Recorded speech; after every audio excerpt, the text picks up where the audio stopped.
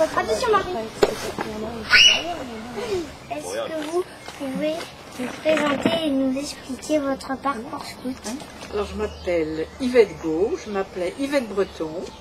Je suis entrée chez les guides en 1945, mais j'ai été guide parce que j'étais trop vieille pour être aux Jeannettes, parce qu'avant c'était la guerre.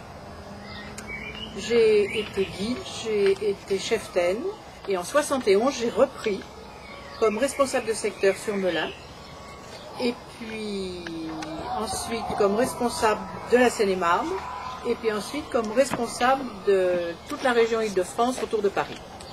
Et maintenant je suis au réseau des amis, c'est-à-dire tous les anciens et anciennes. Comment étiez-vous habillée et quelle était la couleur de votre chemise? Alors, on partait au camp en robe bleu marine, et on était toujours en jupe bleu marine et corsage bleu marine, béret. Je suis arrivée au moment où on enlevait le chapeau, il n'y a plus que les cheftaines qui avaient le chapeau, elles avaient un grand chapeau à bord, et nous on avait le béret, et puis on avait la cape, une grande cape, bleu marine aussi, et c'était les insignes qui nous différenciaient les unes des autres. Est-ce que vous pouvez nous parler de votre fanion? Un petit fanion avec mon totem, la gazelle et mes insignes qui sont dessus. Voilà.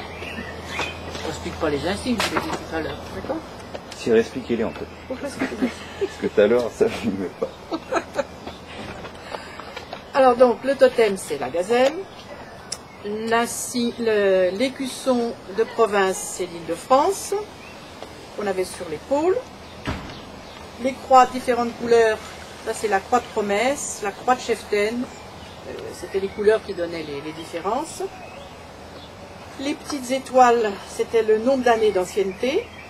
La bande d'épaule, donc j'étais à la première Melun, compagnie Charles de Foucauld. Ensuite, ce sont les badges, donc badge de secouriste, badge de campisme, secourisme aussi, travail manuel, travail à la maison, couture et ménage. Et Marie? Que faisiez-vous comme activité?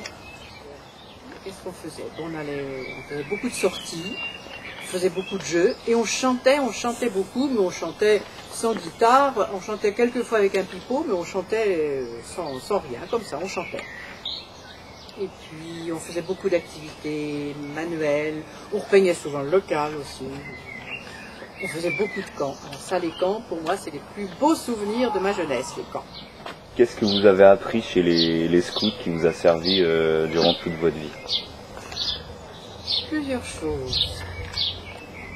Voir toujours dans la personne qui est en face de soi, chaque personne a, comme disait Baden Powell, 5% de bon. Dans chaque événement, il y a toujours quelque chose de bon. Donc, c'est à découvrir à chaque fois. Et ça m'a toujours beaucoup aidé. Et puis, garder la bonne humeur. Essayer de sourire dans les difficultés. Ça, je crois que c'est quelque chose de très, très fort. La BA, ce qu'on appelait nous, enfin, je ne sais pas si vous l'avez toujours, ce qu'on appelait la bonne action quotidienne. C'est-à-dire qu'on apprend, quand on est comme vous, à voir ce que les autres ont besoin, chercher ce que les autres ont besoin. Et ça, on le garde toute sa vie. Et après, on ne pense plus à sa BA quotidienne, mais on est attentif à la demande des autres, à ce que les autres ont besoin, à ce qu'ils cherchent, ce qui peut les aider. Et puis la vie dans la nature m'a beaucoup apporté. C'est pour ça que j'aime beaucoup mon jardin et la vie dans la nature. Très bien.